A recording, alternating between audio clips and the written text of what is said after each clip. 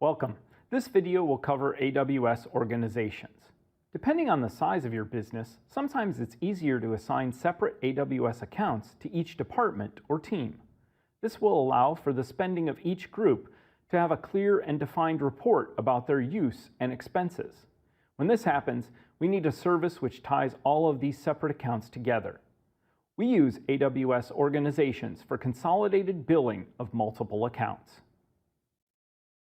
AWS Organizations is a free account management service that enables you to consolidate multiple AWS accounts into an organizational tree with each branch representing a department or team.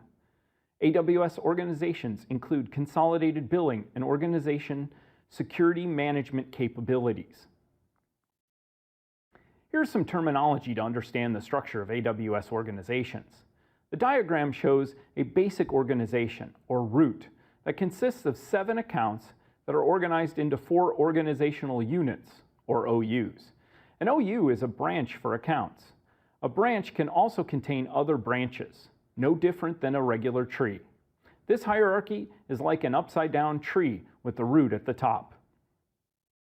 A branch can only have one parent, and each account can be a member of exactly one branch. An account is a standard AWS account that contains your AWS resources. In general, AWS Organizations enables you to do more than just consolidate accounts for billing. You can also use it to apply security controls to one or more of the accounts represented. AWS Organizations does not replace associating AWS identity and access management policies with users, groups, and roles within an AWS account. With IAM policies, you can allow or deny access to AWS services. An IAM policy can be applied only to IAM users, groups, or roles, and it cannot restrict the AWS account itself. In contrast, with organizations, you use service control policies to allow or deny access to particular AWS services for AWS accounts directly or as a group of accounts in a branch. The specified actions from an attached service control policy affect the entire account, including all IAM users, groups, and roles for the account. It also includes the AWS account root user.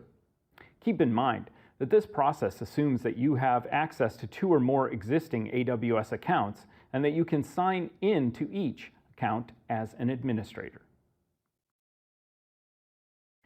Review these steps for setting up AWS organizations. Step 1 is to create your organization with your current AWS account as the master account. You also invite one AWS account to join your organization and create another account as a member account. Step 2 is to create 2 organizational units in your new organization and place the member accounts in those OUs. Step 3 is to create service control policies which enable you to apply restrictions to what actions can be delegated to users and roles in the member accounts. A service control policy is a type of organization control policy. Step 4 is to test your organization's policies. Sign in as a user for each of the roles, such as OU1 or OU2, and see how the service control policies impact account access.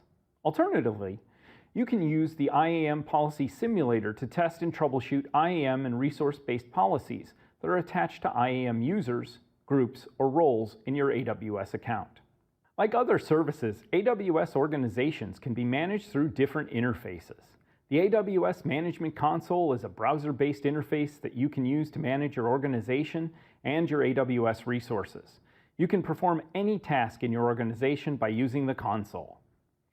AWS command line interface tools enable you to issue commands at your system's command line to perform AWS organizations tasks. This method can be faster and more convenient than using the console. You can also use AWS software development kits to handle tasks such as cryptographically signing requests, managing errors, and retrying requests automatically.